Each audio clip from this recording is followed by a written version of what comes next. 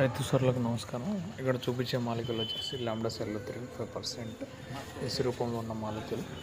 ఇది ఏంటంటే ప్రధానంగా పనిచేసే అంశము ఎక్కడైతే కూరగాయలలో ఆకు తొలుచు పురుగు మరియు పండు తొలుచు పురుగు ఏవైతే ఉంటాయో వాటి నివారణ కోసం, మరియు పండ్ల తోటలో కూడా సేమ్ ఇదే విధంగా, మరియు అన్ని రకాలటువంటి